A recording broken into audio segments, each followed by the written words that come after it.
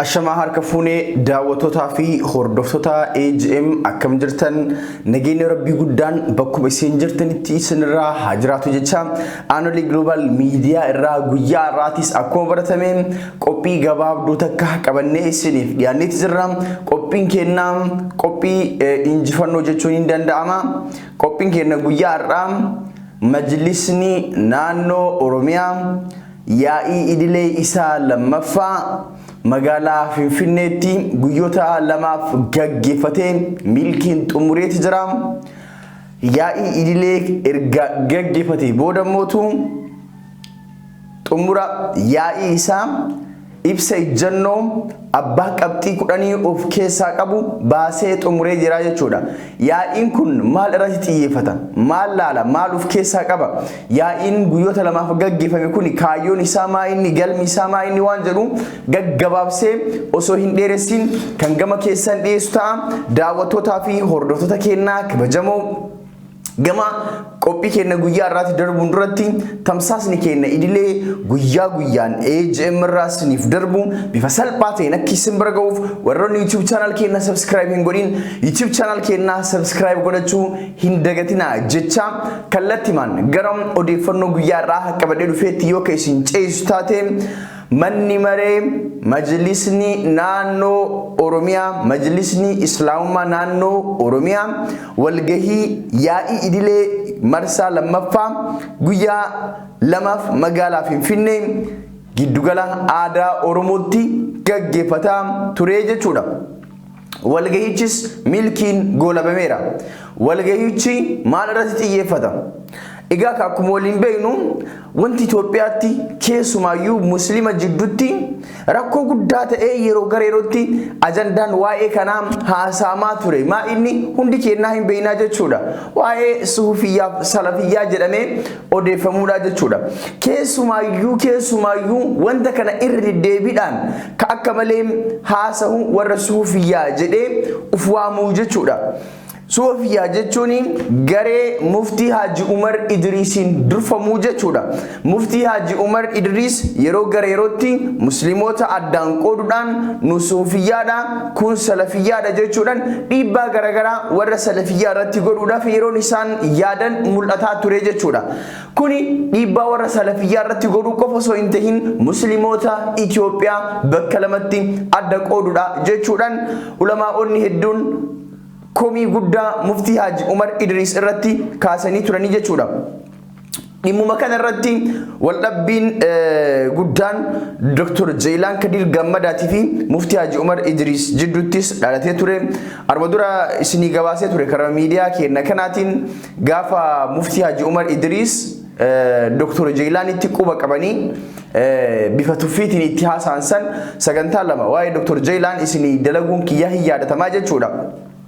Yeroo gara yerootti ulamaa'onni mashaayikoonni daa'iwwan Itoophiyaa dhimmi kun namni ilaalcha garagaraa qabaachuu mala akka garagaraatti wal hubachuu danda'a. Garuu muslimni Itoophiyaa muslima jedhamuun beekama namni nu qoodu nurraa miti jechuudhaan yeroo gara yerootti mormiin kaa'amaa ture tokko. Inni lammataa akkuma mootummaan federaalaa mootummaawwan naannolee keessa harka nagatee naannoleen akka ofiin bulchine godhaa ture. Majlisni federaalaas arma dura naannolee keessa harka naqachuudhaan majlisni naannolee ofii isaati akka ofiin bulchine anatu si beekaa jedhee keessa galee dhimma naannolee irratti murteessaa ture jechuudha. Majlisni naannoo Oromiyaa kana booda Majlisul A'laan majlisni musliimoota Itoophiyaa kaama muftii Haji Umar Idriisiin durfamu inni majlisa federaalaati. Dhimma federaalaa qofatu isa ilaallata. Dhimma naannoo Oromiyaa keessa harka galfachuu dhaabuu qaba. Akka harka galfatu dhaabuu gaafanna dhaabuu qabas jechuudhaan dhimma kanarrattis mari'atanii dhimma baajata bara 2013 irratti mari'ataniiti jiru. Dhimma raawwii hojii bara 2012 gamaagamaniiti jiru.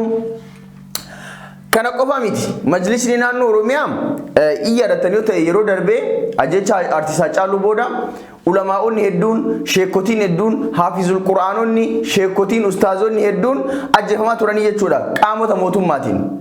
Harargeetti asaasatti hafizul quraan tu ajjeefame shaashamanneetti bakka hedduutti ulamaa'onni sheekonni hedduun ajjeefamanii jiranii hedduun hidhamanii jiran majlisni naannoo oromiyaa waan kana arma dura balaaleffatee jira majlisni federaalaas balaaleffatee jira ammallee majlisni naannoo oromiyaa irra deebuudhaan wanti akkanam akka nurraa dhaabbatu akkasuma mootummaan namoota yakka akkasiisan sheekota ulamaa'ota imaamota masjidaa irratti raawwatan qabee seeraaf dhiyeessee haqa jara sanii baasuu qaba jechuudhaan gaafataniis jiranii kana qofaa miti akkuma beekamu yeroo gara yerootitti manneen barnoota tokko keessatti shamarran muslimaa irraa barsiisonni hijaaba yeroo irraa mulqantu mul'ata hijaaba dirattanii barachuu hin dandeettanii kanaafuu mataa qullaa malee barachuu hin dandeettan jedhanii yeroo dhiibbaatti godhantu mul'ata shamarran islaamaa mootu mataa qullaa deemuu shari'aa islaamatu isaan dhorka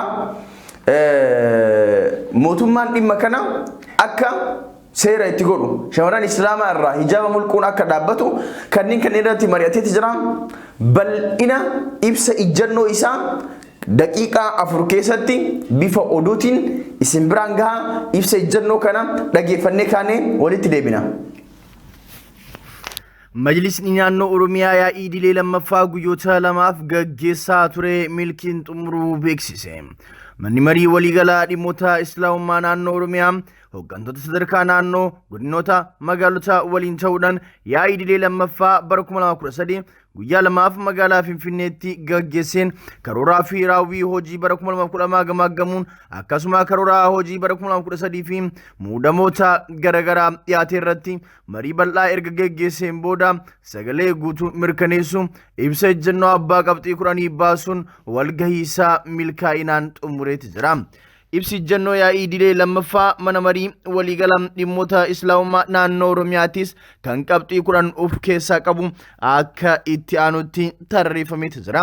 Tokkoffaa gabaasa hojii bara 2012 akkasuma karooraa fi bajetaa hojii bara 2013 mana maree olaanaatiin dhihaate gamaaggamuun sagalee guutuun mirkaneessineerra uummanni keenyaa fi qaamni dhimmi ilaalu hundi milkaa'ina karooraa hojii keenyaatiif tumsa isarraa barbaachisu hunda akka nuuf taasisu yaamicha ni taasifna jedheeti jira. Qabxii tokkoffaa keessatti majlisni naannoo Oromiyaa ibsa baaseen qabxii lammaffaa keessatti muudama koree ulamaa'otaa hayyoota dargaggoota imaamotaa fi daa'iwwan odiitii fi inspection mana marichaatiin dhiyaate xiinxaluun sagalee guutuun kan mirkaneessine yoo ta'u galma galiinsa hojii isaatiif deeggarsa barbaachisaa ni taasisna jedheeti jira.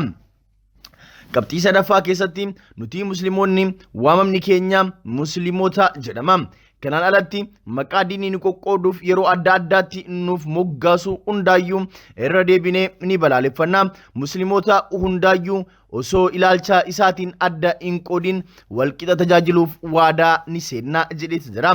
Qabxii afuraffaa keessatti immoo akkuma tokkummaa islaamaa cimsutti waliigallee hordoftoota amantii biroo sabaa fi sablammii hunda waliin nageenyaaf jaalalaa fi kabajaan waliin jiraachuu irratti cimsinee ni hojjenna jedheeti jira. Qabxii shanaffaa keessatti kootaan hooggansa mana maree waliigala dhimmoota islaamummaa naannoo Oromiyaa kan mana maree waliigala dhimmoota islaamummaa Itoophiyaa keessatti qabu qixa sirrii isa madaaluun akka bakka buufamu ni gaafanna jedheeti jira. Jaafa mareen alaa dhiibbaa majlisni federaalaa aangoo isaatiin ala majlisa keenya keessaa natu si beekan harka naqatu cimsinee ni balaaleffanna jechaa jira.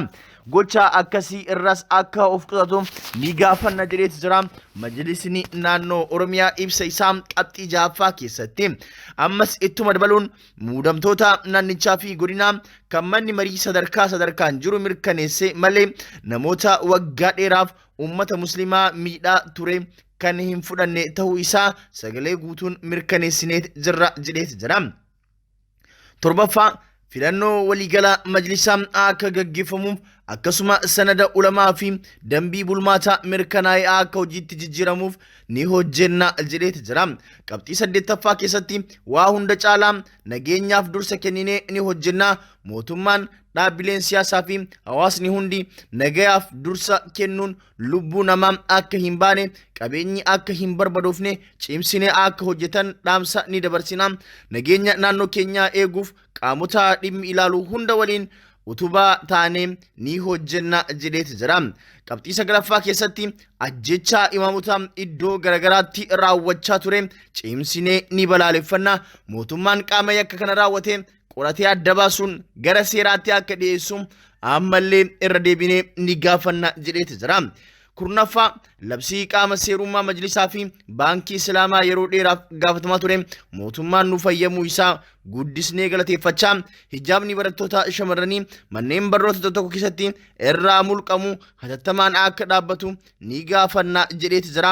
Qabxii isaa 10ffaa keessatti mana maree waliigala dhimmoota islaamummaa naannoo Oromiyaa fulbaana 2013 Finfinnee jechuudhaan qabxiin kana kan dabarse manni maree majlisa Oromiyaa maa'ii idilee guyyaa 2 walitti aansee gaggeessan yoo ta'u ibsa kanaan majlisni federaalaa yeroo gara yerootti anatu seebeekan majlisoota naannoo hundaa keessa galuudhaan borcuu kan barbaadu dhimma kanarraa akka of qusatuu fi waan kanarraa akka dhaabbatu cimsee gaafateet jira.